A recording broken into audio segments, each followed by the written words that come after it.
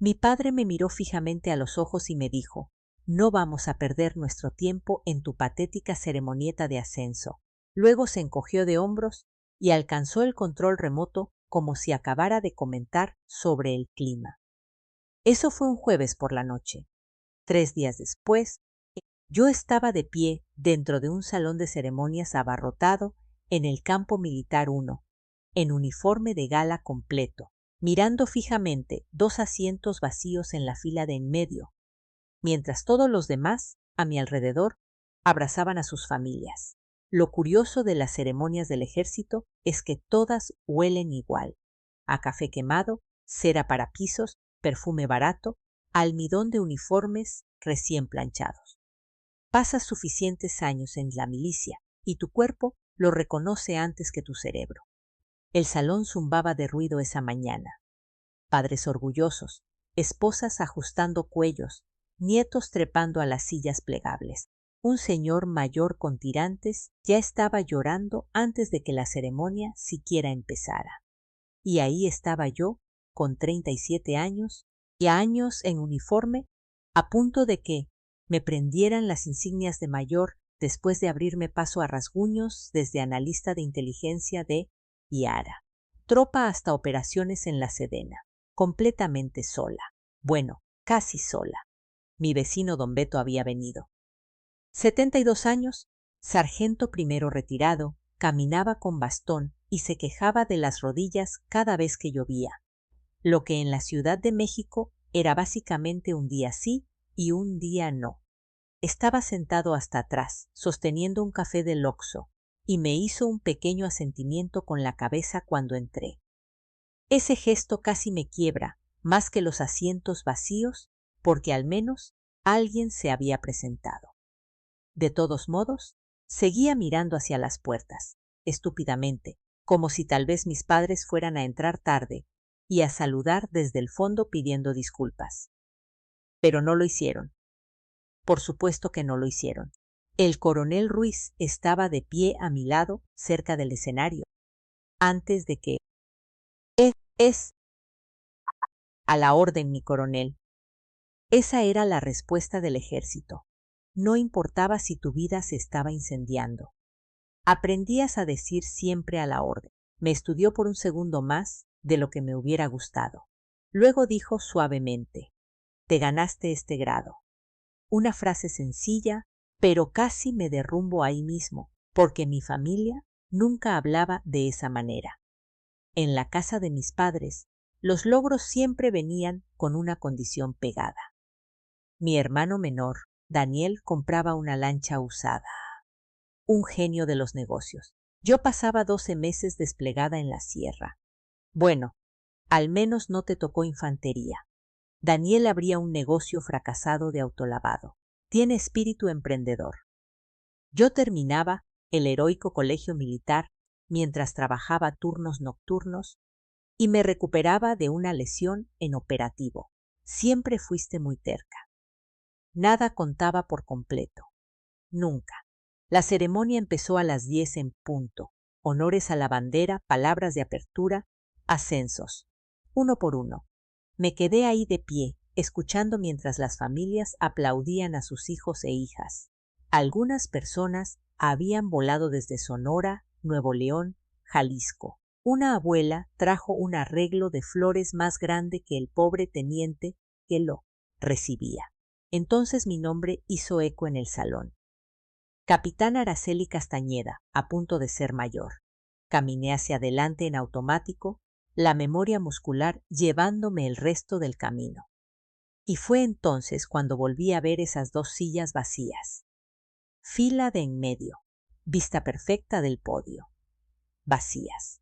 De pronto recordé el último evento escolar al que mis padres asistieron por mí. Mi graduación de la preparatoria en León, Guanajuato. Verano de 2000. Papá se quejó de que las sillas plegables le lastimaban la espalda. Mamá se pasó casi toda la ceremonia hablando del torneo de béisbol de Dani Tisis.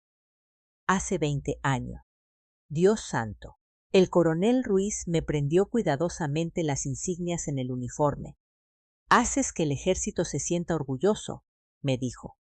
La gente aplaudió. Don Beto chifló fuerte desde la última fila. Sonreí, porque eso es lo que haces cuando la gente te está mirando, pero por dentro algo simplemente se sentía cansado.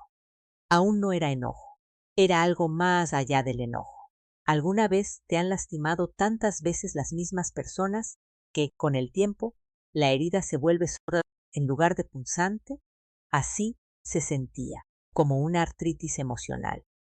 Después de la ceremonia, las familias se amontonaron para tomarse fotos afuera, cerca del asta bandera, teléfonos en mano, brazos sobre los hombros.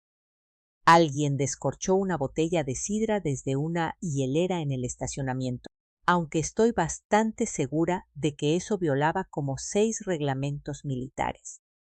Yo me quedé ahí, parada torpemente, sosteniendo una cajita de cartón con mis viejas insignias de capitán adentro. Don Beto se acercó arrastrando los pies hasta quedar a mi lado. ¿De verdad no vinieron tus papás?, me preguntó con cuidado. Negué con la cabeza.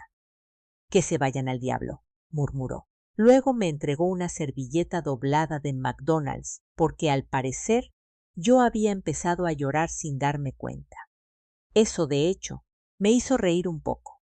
Perdón, le dije. No te disculpes por tener emociones humanas normales, gruñó. Una respuesta muy típica de don Beto. Un joven teniente pasó caminando con su esposa y su hijita. La niña me hizo el saludo militar con toda seriedad, con sus deditos pegajosos cubiertos de betún de pastelito. Le devolví el saludo. Luego me subí a mi camioneta Honda y me quedé ahí sentada, en el estacionamiento, por casi 40 minutos. No encendí el motor, solo me quedé sentada. Me dolían las rodillas. Ahora siempre me dolían después de estar de pie mucho tiempo. La sierra, la escuela de paracaidistas, años de cargar equipo como si fuera indestructible. Me aflojé el cuello del uniforme y me quedé mirando la nueva insignia brillando en la palma de mi mano. Mayor Araceli Castañeda. Mi yo de 19 años habría llorado de felicidad al escuchar. En aquel entonces me enlisté principalmente porque necesitaba salir de León antes de asfixiar ahí. Todavía recordaba la oficina de reclutamiento cerca de Plaza Mayor, el zumbido de las luces fluorescentes, los pósteres del ejército pegados chuecos en la pared. El reclutador me preguntó por qué quería entrar. Casi le digo que porque en mi casa nadie me miraba como si yo importara.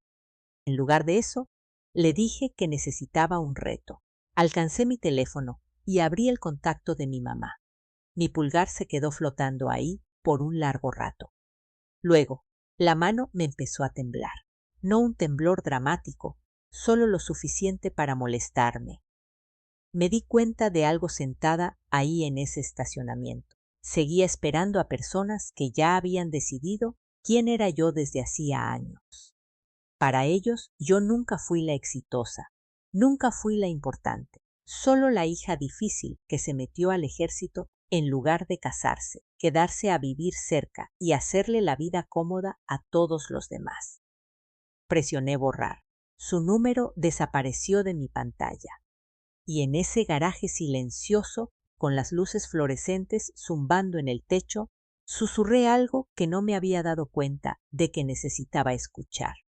Supongo que este triunfo fue solo para mí. 6 semanas después, una foto de una sesión informativa sobre ciberseguridad en la Sedena apareció en el Universal. Yo ni siquiera era el centro de la imagen. Un alto funcionario de defensa estaba en el podio hablando sobre ataques a la infraestructura.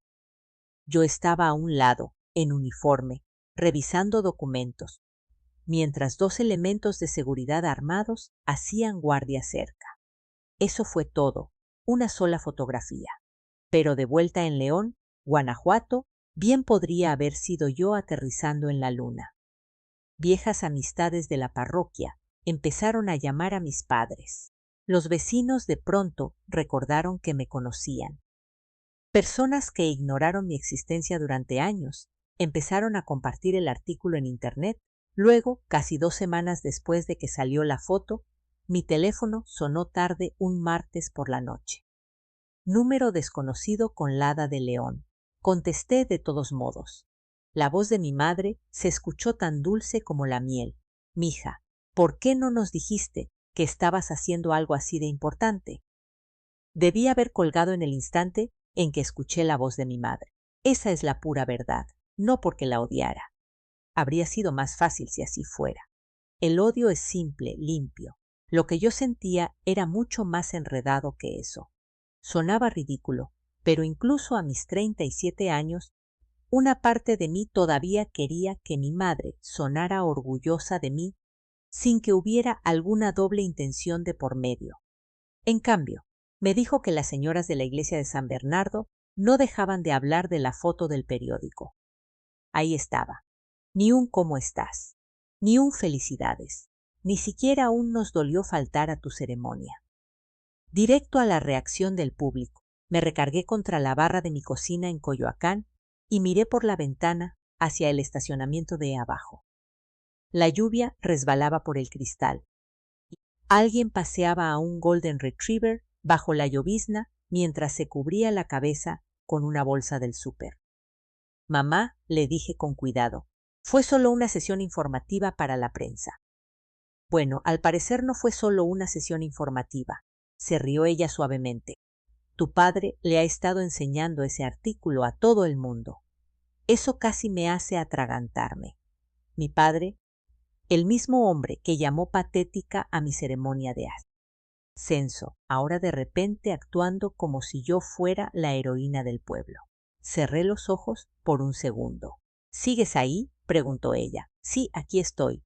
Su tono cambió a esa voz falsamente casual que yo conocía demasiado bien. De verdad nos encantaría que vinieras a casa unos días. Tu padre te extraña. No, no me extrañaba, pero la dejé seguir hablando de todos modos. Mencionó a las amistades de la iglesia, a los vecinos, a los hijos de Daniel, preguntando por la tía Araceli, la del periódico. Cada oración daba vueltas para regresar a lo impresionada que estaba la gente. Ni una sola vez mencionó lo orgullosos que estaban de mí como persona. Hay una diferencia. Quienes ya pasaron los 50 probablemente entienden esa diferencia mejor que nadie. Para cuando colgamos, me dolía el estómago. Me serví café rancio de la cafetera de la mañana y me quedé ahí, en calcetines, mirando fijamente la foto de la sesión de la Sesiedena abierta en mi laptop. Realmente no era nada especial. Yo en uniforme, los de seguridad cerca, papeles en la mano, pero en León, Guanajuato. La percepción lo era todo, especialmente en esas viejas colonias católicas, donde todo el mundo medía en silencio la vida de los demás. ¿Quién se divorció? ¿Quién tomaba demasiado? ¿Quién perdió dinero? ¿Qué hijos se fueron y nunca regresaron?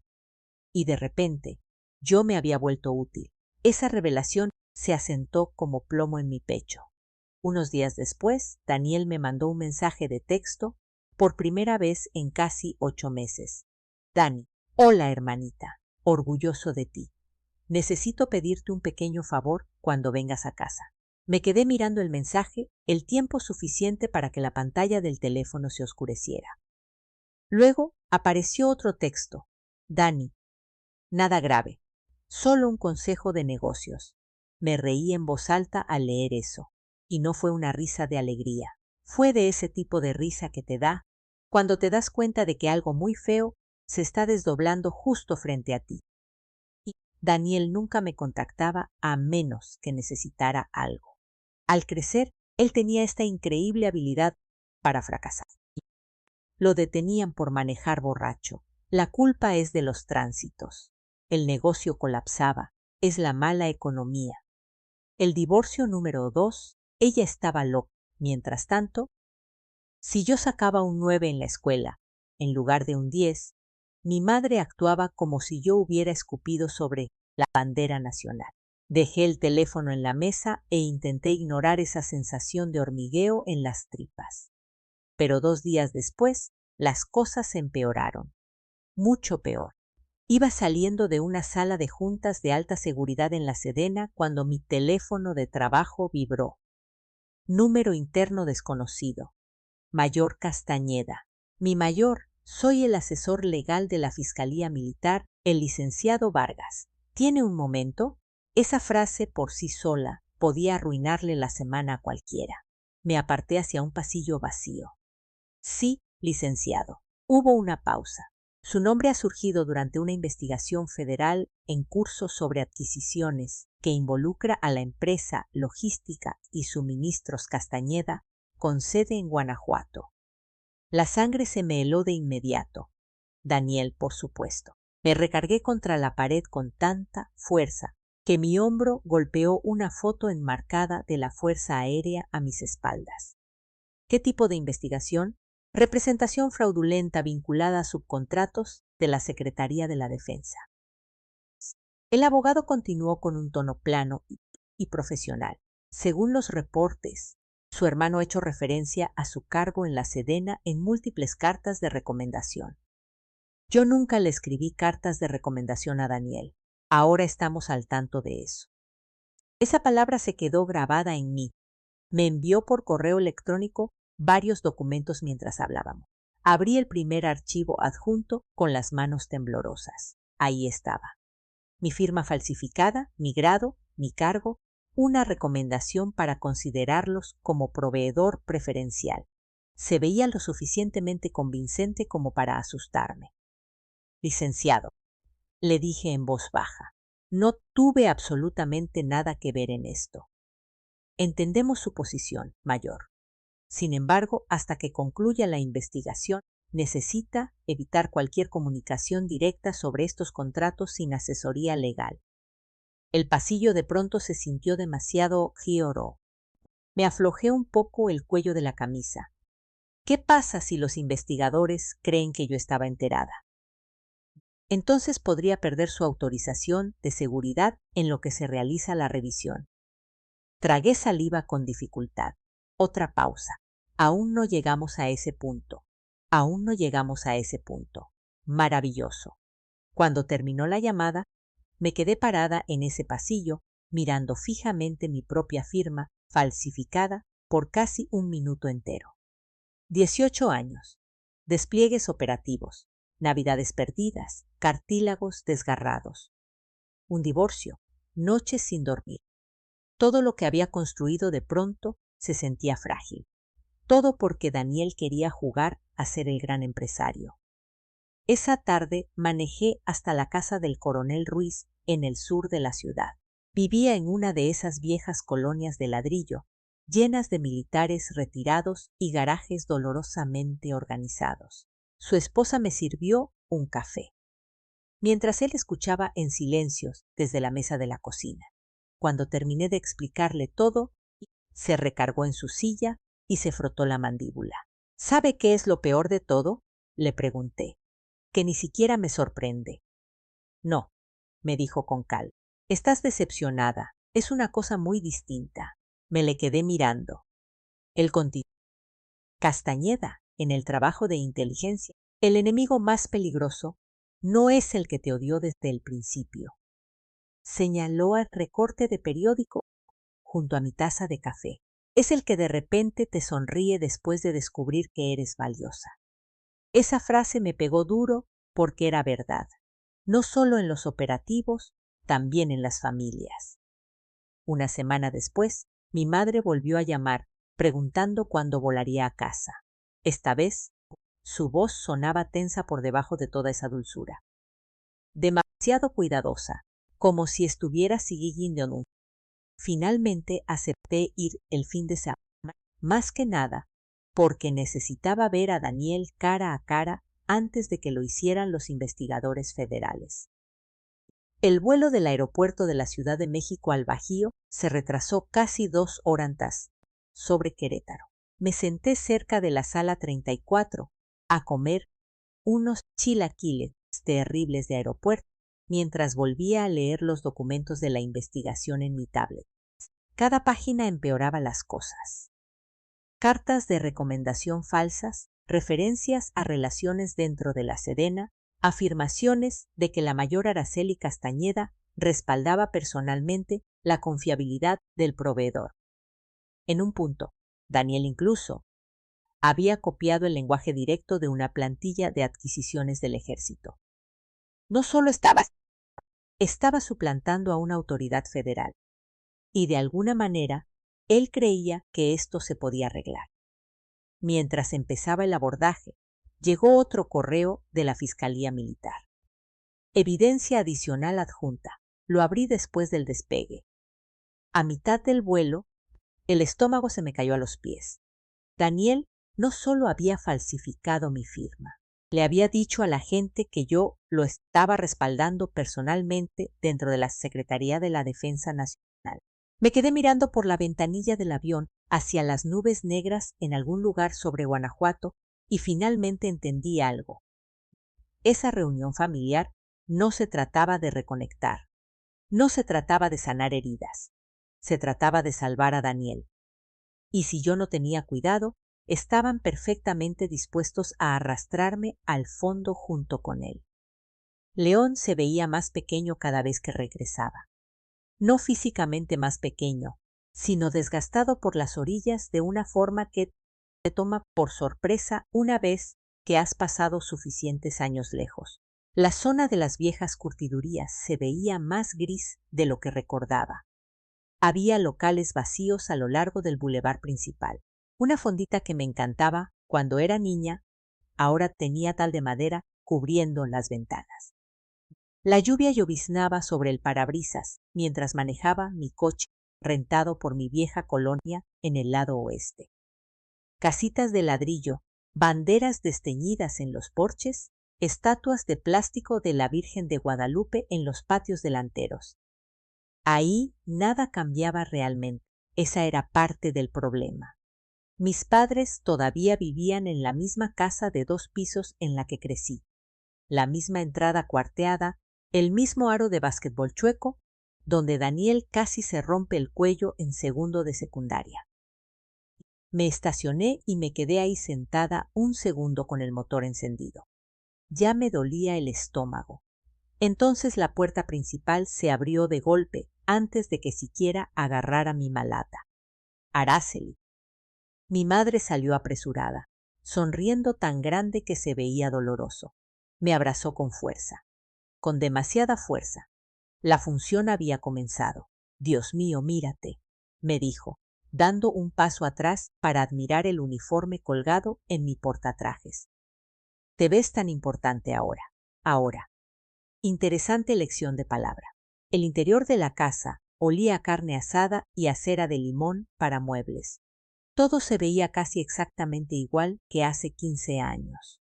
La misma cruz de madera sobre la entrada del comedor, las mismas fotos familiares alineadas en la escalera, solo que ahora había un recorte de periódico enmarcado sobre la mesa de centro.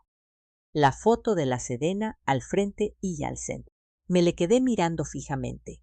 Mi padre entró desde la cocina con una cerveza en la mano. Ahí está, anunció en voz alta, la celebridad del Pentágono mexicano. Luego me dio un beso en la coronilla como si siempre hubiéramos sido unidos. Se sintió tan antinatural que por poco doy un paso hacia atrás. ¿Tienes hambre?, preguntó mi mamá rápidamente. Fue un vuelo largo. ¿Cómo está la capital? ¿Trabajas con senadores? Pregunta tras pregunta, tras pregunta. Ni una sola disculpa, ni una sola mención a la ceremonia de ascenso a la que faltaron. Noté eso de inmediato. Daniel apareció 1 hora después, usando una sudadera de la NFL y actuando como si nada en el mundo estuviera mal. Ese era el don de Dani. Podía estar de pie dentro de un edificio en llamas y seguir comportándose como si todos los demás estuvieran exagerando por el humo. Ahí está mi servidora pública favorita, me dijo, dándome un abrazo. Soy la única servidora pública que tienes de hermana. Exacto. Olía ligeramente a tequila y a colonia cara, esforzándose demasiado por cubrir el olor a cigarro. Nos sentamos alrededor de la isla de la cocina mientras mamá sacaba comida que nadie realmente tocó. Daniel no dejaba de desviar la conversación hacia los negocios. Contratos, proveedores, retrasos en el transporte. Finalmente se inclinó más cerca. Entonces, hipotéticamente, dijo de manera casual, si alguien exagerara una conexión profesional en un papeleo. Lo miré inexpresivamente. Hipotéticamente. Vamos, Araceli. No, vamos, tú. La habitación se quedó en silencio. Daniel suspiró dramáticamente y se frotó la frente. Estaba tratando de mantener mi negocio a flote. Falsificaste documentos de la Sedena. Pedí prestada un poco de credibilidad. De hecho, me reí de eso. No porque fuera gracioso, sino porque escuchar a un hombre de 40 y 2 años describir un fraude federal como una decisión creativa para su currículum era una locura. Papá saltó de inmediato. A ver, espérate. Nadie está diciendo que Daniel sea perfecto. ¿De verdad? Porque ese sería un cambio bastante riscante. Su expresión se endureció al instante. Ahí estaba, la vieja dinámica familiar encajando de nuevo en su lugar como memoria muscular.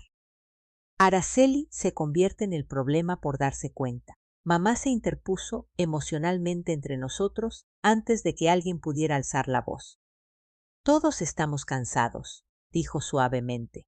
No hagamos esto esta noche. Esa primera noche se hizo eterna. En un momento dado, unos vecinos de 2 casas más abajo pasaron a saludar casualmente después de enterarse de que yo estaba en casa. Casualmente, mis narices. Papá prácticamente infló el pecho al presentarme. Ella es mi hija, Araceli. Trabaja con el presidente. Nunca he conocido al presidente, papá. Bueno, ya sabes a qué me refiero. No, no lo sabía. El vecino preguntó en qué rama servía. Antes de que yo pudiera responder, papá declaró con orgullo. Ella básicamente del CNI, del ejército o algo así. Me le quedé mirando. Inteligencia Milad, corregí en voz baja. Exacto. Cosas de espías del gobierno. 18 años. Todavía no sabía qué era lo que yo hacía en realidad, no de verdad. Eso me dolió más de lo que esperaba. Más tarde esa noche, después de que todos finalmente se fueron a dormir, me quedé sola en el baño de arriba, mirándome en el espejo. La luz del techo era demasiado brillante, dura. Me veía cansada, no vieja exactamente, solo desgastada en esos lugares donde la vida se había recargado con demasiada fuerza.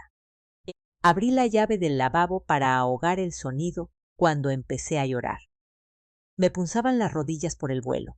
Me froté una distraídamente mientras miraba una vieja foto enmarcada que estaba junto al botiquín, mi exesposo Javier y yo en un banquete militar casi 10 años atrás. Estaba más delgada entonces. Más feliz también, tal vez. Al menos me veía más feliz. Javier solía bromear diciendo que el ejército se quedaría con mi cuerpo y mi familia se quedaría con las sobras que quedaran después. Resulta que mi familia tampoco quería las sobras. Me sequé la cara y me reí amargamente de mí misma. 37 años, mayor del ejército mexicano, llorando en el baño de mi infancia como una adolescente. Las cosas empeoraron, mucho peor. Mamá se pasó el desayuno hablando de los chismes de la parroquia mientras papá leía la sección de deportes del periódico AM como si nada importara. Daniel finalmente bajó las escaleras alrededor de las 10, en pants. «Oye», me dijo en voz baja, «¿podemos hablar afuera?»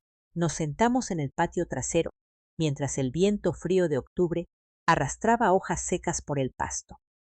Por primera vez desde que llegué, se veía realmente nervioso.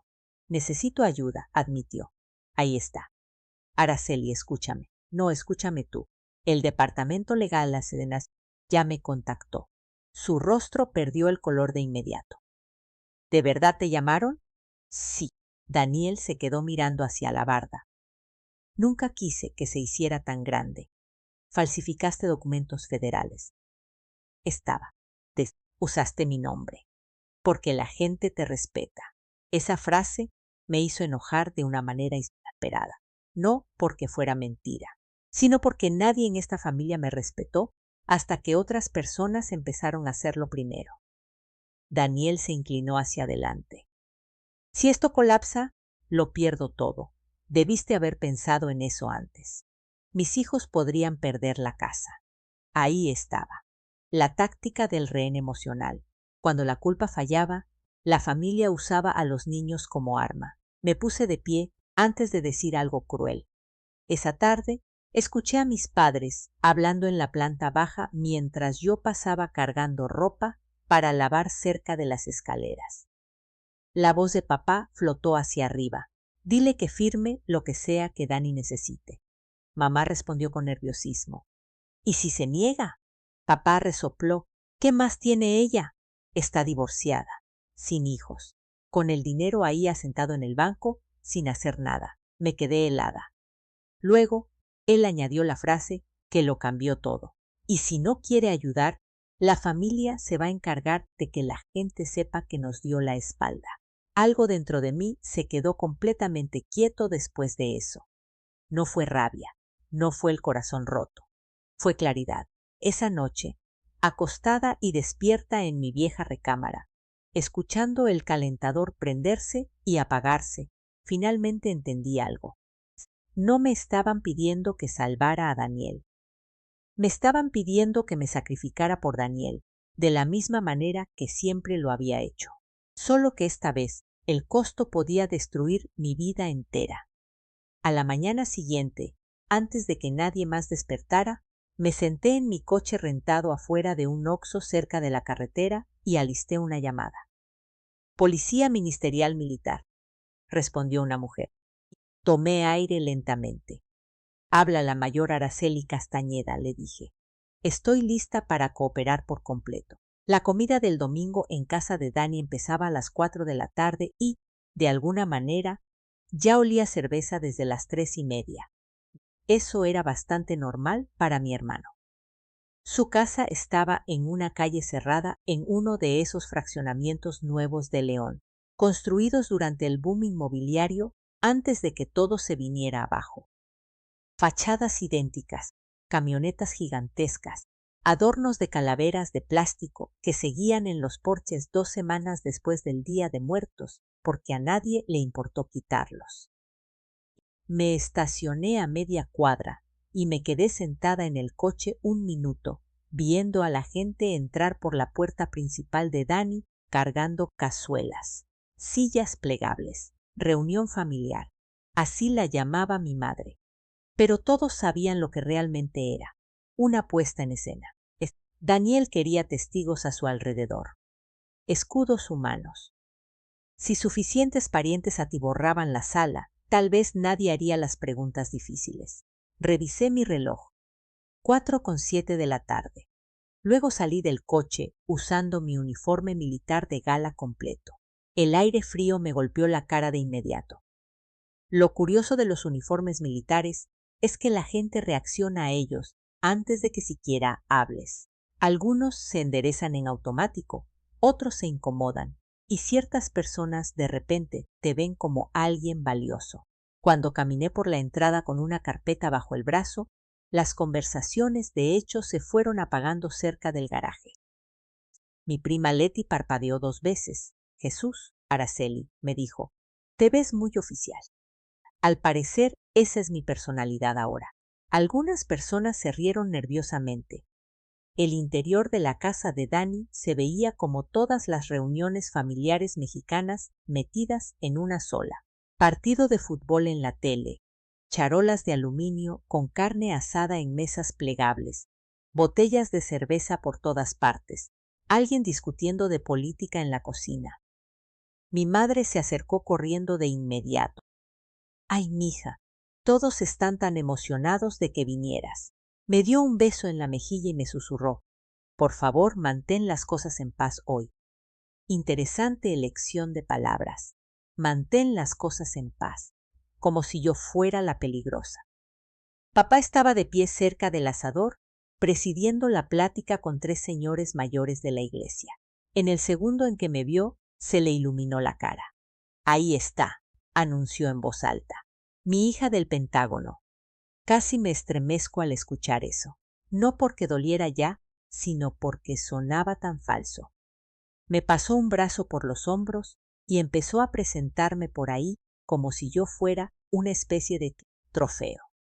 Ella es la mayor Araceli Castañeda, de ciberoperaciones. Ahora lo decía con orgullo. Al parecer, acababa de aprenderse la frase hace poco. Uno de los señores mayores asintió con respeto. Bueno, gracias por su servicio, mayor. Esa parte todavía me pegaba. Los extraños respetaban mi servicio más de lo que mi propia familia lo había hecho jamás. Daniel apareció cargando una cerveza y sonriendo de oreja a oreja. Ahí está mi hermana, dijo en voz alta, probablemente la persona más inteligente de toda la Secretaría de la Defensa. Eso definitivamente no es cierto. Y sigue siendo humilde. Además, siguió hablando antes de que yo pudiera responder. Deberían escuchar en qué tipo de proyectos trabaja. Cosas clasificadas, de muy alto nivel. Me di cuenta de algo en ese momento.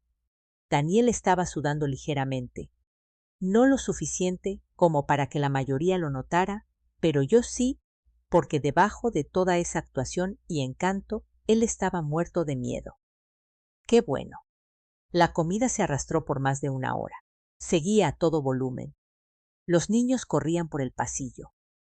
La gente se pasaba los frijoles puercos mientras fingían que todo era normal. Mientras tanto, Daniel seguía mencionando casualmente futuras oportunidades de negocios. Una vez que se cierre este próximo contrato, y por fin estaremos en buena forma. El trabajo con el gobierno requiere paciencia. Pero las conexiones importan. Conexiones. No dejaba de mirarme cada vez que decía esa palabra, intentando presionarme en silencio para que le siguiera el juego. En un punto, mi madre se inclinó hacia mí y me susurró. Tal vez después de comer, tú y Dani puedan arreglar las cosas en privado. La miré. ¿Te refieres a encubrirlo en privado? Su sonrisa desapareció de inmediato. Al otro lado de la mesa, papá de pronto levantó su botella de cerveza. Solo quiero decir algo, anunció. Todos voltearon a verlo. Yo sé que las familias a veces pasan por malas rachas, pero ver a Araceli en ese periódico, negó con la cabeza. Orgulloso, me hizo darme cuenta de lo bendecidos que somos. Hubo murmullos de aprobación en la sala, y algo dentro de mí finalmente se soltó. No de manera emocional, sino estratégica, porque de repente entendí el juego completo. Querían la restauración de su comodidad. Querían a Daniel protegido, su reputación protegida, la pequeña imagen que tenían de sí mismos protegida, y esperaban que yo ayudara a mantenerla. Dejé mi tenedor en el plato con cuidado. De hecho, dije con calma, hay algo que probablemente todos deberían escuchar. La habitación se quedó en silencio casi de inmediato. El rostro de Daniel se tensó. Me puse de pie lentamente. 18 años en el ejército te enseñan cómo controlar tu respiración bajo presión. Una habilidad muy útil. Hace 3 semanas, dije con voz uniforme. Yo misma contacté a la Policía Ministerial Militar en relación con unos documentos fraudulentos vinculados a la empresa de Mamidad. Dani. Silencio absoluto. Se podía escuchar el partido de fútbol desde la otra habitación. Daniel se rió nerviosamente. A ver, espérate. Abrí la carpeta y puse varios documentos impresos sobre la mesa del comedor. Cartas de recomendación falsificadas, mi firma falsa, referencias a la Sedena. Vi a los parientes inclinarse hacia adelante para leerlos. El rostro de mi madre se quedó en blanco. Papá miraba los papeles como si estuvieran escritos en otro idioma. Daniel finalmente estalló. Fuiste a mis espaldas. Tú falsificaste documentos federales. Estaba tratando de sobrevivir. Arrastraste mi nombre a una investigación federal. Eres mi hermana. Ahí estaba de nuevo, esa palabra, hermana. Es gracioso cómo la familia solo importaba cuando necesitaban algo. Daniel se levantó tan rápido que su silla se fue hacia atrás. ¿Te crees mejor que todos ahora porque traes puesto ese uniforme? No. Entonces, ¿por qué estás haciendo esto? Mi voz se mantuvo tranquila, porque si la alzaba, todos se enfocarían en mi enojo en lugar de enfocarse en sus acciones. Estoy haciendo esto porque pasé 18 años protegiendo mi carrera. Mientras esta familia la trataba como un chiste, papá dio un manotazo en la mesa. Suficiente. Me volví hacia él lentamente. No, papá, ya tuviste suficientes oportunidades. Mi madre empezó a llorar en silencio. Lágrimas de verdad, además. Esa parte casi me quiebra. Casi. Entonces sonó el timbre. Nadie se movió. Daniel se veía aterrorizado ahora. El timbre volvió a sonar. Hablé sin apartar la mirada de él. Les pedí que vinieran esta noche. Mi mamá soltó un pequeño jadeo. Daniel susurró. ¡Ay, Dios mío! Papá me miraba como si de repente no reconociera a su propia hija. Caminé hacia la puerta principal y la abrí. 2 agentes investigadores estaban afuera junto a un auditor del SAT con un abrigo oscuro. Profesionales, tranquilos, sin chamarras dramáticas de cateo, sin tonterías de televisión, solo papeleo y consecuencias. Un investigador asintió cortésmente. Mayor Castañeda, gracias por venir. Detrás de mí, la casa entera se había quedado en silencio. Los parientes mayores se veían atónitos. Los niños se asomaban nerviosos desde el pasillo.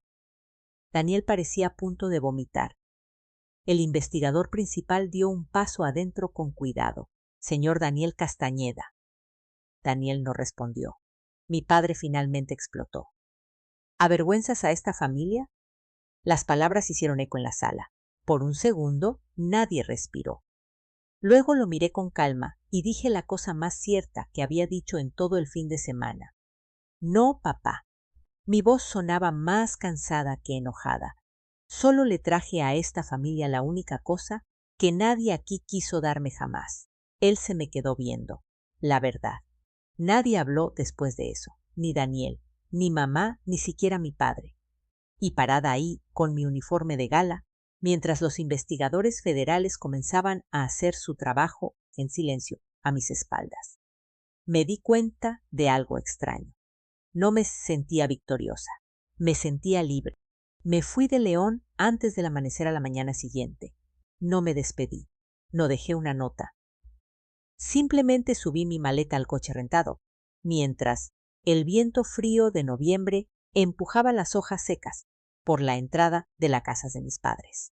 La colonia todavía estaba a oscuras, excepto por la luz de un porche al otro lado de la calle y el letrero rojo brillante de la iglesia de San Bernardo a unas cuadras de distancia. Por un segundo me quedé ahí sentada, con las manos en el volante mirando la casa de mi infancia. La casa de 2 pisos se veía más pequeña ahora, más vieja, cansada. Honestamente, mis padres también. Esa es la parte de la que nadie te advierte cuando pasas años enojada con tu familia. Un día, levantas la vista y te das cuenta de que envejecieron mientras tú estabas ocupada sobreviviendo a ellos. La luz de la cocina se encendió arriba. Probablemente era mi madre. Casi me bajo para volver a entrar. Casi. Entonces vibró mi teléfono. Un mensaje del investigador principal. Gracias de nuevo por su cooperación, Mayor Castañeda. Eso lo decidió todo. Arranqué el motor y me alejé. El sol apenas estaba saliendo sobre la carretera 57 cuando me detuve en una gasolinera a las afueras de Querétaro por un café. Las rodillas ya me dolían por la manejada. La lluvia se acercaba de nuevo, ese tipo de mañana gris de provincia que se siente permanente. Me quedé parada cerca de las máquinas expendedoras, bebiendo un café terrible en un vaso de cartón y de repente me di cuenta de algo extraño. Ya no sentía el pecho apretado. Durante semanas había cargado con esta presión por dentro. Miedo, culpa, enojo, todo enredado. Ahora solo había agotamiento, un agotamiento limpio, como terminar una cirugía después de un turno de 12 horas.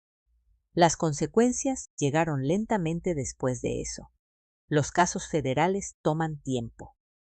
Daniel me llamó 17 veces durante el mes siguiente. Nunca contesté. Algunos mensajes de voz estaban furiosos, otros llorando. Unos cuantos intentaron usar la culpa. Mamá está destrozada. Los niños no dejan de hacer preguntas. Destruiste todo por unos papeles. Ese último casi me hizo reír. Unos papeles. Solo Dani podría describir un fraude federal como si fuera una multa de tránsito. Con el tiempo, su abogado le aconsejó que dejara de contactarme. Un buen consejo. 3 meses después, Daniel aceptó un acuerdo de culpabilidad relacionado con representación comercial fraudulenta y falsificación de documentación de adquisiciones. 3 años en una prisión federal. Su empresa colapsó incluso antes de que se dictara la sentencia. La mayoría de los empleados se fueron en cuestión de semanas. Su tercera esposa le pidió el divorcio 6 meses después. Al parecer, la ruina financiera hace que las almas gemelas desaparezcan rápidamente. De vuelta en León, la voz se corrió como siempre pasa en esas viejas comunidades de iglesia. En silencio al principio, luego por todas partes. Mi padre dejó de ser voluntario en las kermeses de la parroquia, después de que la gente empezó a hacerle preguntas. Mamá seguía asistiendo a misa todos los domingos, pero una de mis primas me contó después que empezó a sentarse cerca del fondo en lugar de las primeras filas que tanto le encantaban. Yo no celebré nada de eso. Esa parte importa, porque la gente cree que la venganza se siente emocionante. Por lo general, solo se siente triste, especialmente cuando las personas que te lastiman son las mismas que te enseñaron a andar en bicicleta o te llevaban a la escuela cuando tenías gripa. La vida se vuelve complicada cuando las mismas manos que te fallaron alguna vez también te cuidaron. Para enero me mudé de lleno a una casa en Coyoacán, una colonia tranquila, banquetas empedradas, trabajadores jubilados del gobierno por todas partes. Podías entrar a la mitad de las cafeterías cercanas y escuchar a escondidas conversaciones sobre pensión, cirugías de espalda o contratos gubernamentales. Me gustaba. Por primera vez en años, mi hogar se sentía en paz, sin culpas, sin dramas familiares repentinos, sin una emboscada emocional esperando detrás de cada llamada telefónica. Un sábado lluvioso por la tarde, desempaqué mi uniforme de gala con cuidado y lo colgué en el closet del pasillo. Luego puse una pequeña maceta con una lengua de suegra junto a la ventana.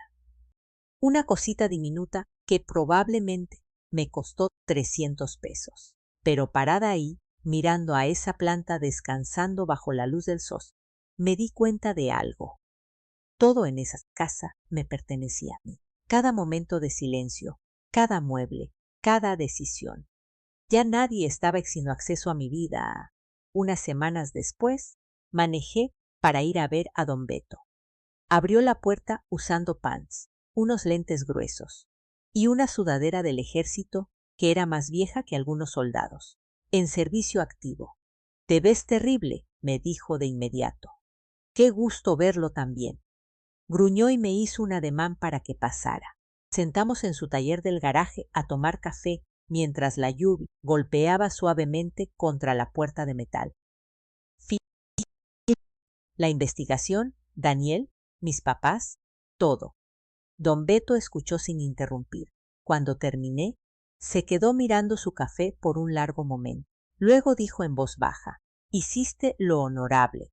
Aparté la mirada. No se sentía honorable, se sentía solitario. Tal vez vio eso en mi cara porque añadió: «El problema es que las cosas honorables casi siempre duelen». Esa frase me pegó más duro que cualquier otra cosa. Empecé a llorar casi de inmediato, no un llanto ruidoso, solo un llanto cansado, de ese que sale después de haberte mantenido entera por demasiado tiempo. Don Beto fingió no darse cuenta. Bueno, mi madre siguió dejando mensajes de voz durante meses, algunos pidiendo perdón otros manipuladores, algunos con ambas cosas a la vez. Un mensaje decía: la presión de tu padre no ha estado bien desde que pasó todo esto. Otro: hicimos lo mejor que pudimos. Ese fue el que más me molestó, porque a veces hicimos lo mejor que pudimos, es verdad, y aún así no es suficiente. Llegando la primavera, por fin le envié una carta por correo. 3 páginas, sin gritos, sin acusaciones. Le dije que la quería. Le dije que esperaba que se mantuviera sana. Y le dije que ya no participaría en relaciones donde el amor solo aparecía cuando alguien necesitaba algo de mí. Luego le deseé paz. Eso fue todo. Sin un final dramático. La vida real rara vez te da de esos. El octubre pasado, casi un año después de que pasó todo, iba caminando por el centro de Coyoacán una tarde fría, cuando pasé junto a un grupo de mujeres veteranas mayores, sentadas afuera de una cafetería, riendo mientras tomaban café, del ejército, de la marina, de la Fuerza Aérea. Cabello canoso, rodillas malas, risas fuertes. Una de las mujeres me cachó mirando y levantó su taza de café hacia mí. Le devolví la sonrisa en automático, y parada ahí, bajo los árboles anaranjados de otoño, con el tráfico avanzando lentamente por la avenida a mis espaldas, me di cuenta de algo que ojalá hubiera entendido años antes. No estaba sola, nunca lo estuve, en realidad. Durante la mayor parte de mi vida, pensé que la fortaleza significaba soportar a las personas que me seguían lastimando solo porque compartían mi apellido. Resulta que la fortaleza también puede significar alejarte en paz. No le gané a mi familia. Simplemente dejé, por fin, de perder contra ellos. Si alguna vez has pasado años intentando ganarte el amor de personas que solo te valoraban cuando les convenía, entonces probablemente entiendas esta historia. Y si te quedaste conmigo hasta el final, gracias por escucharme esta noche.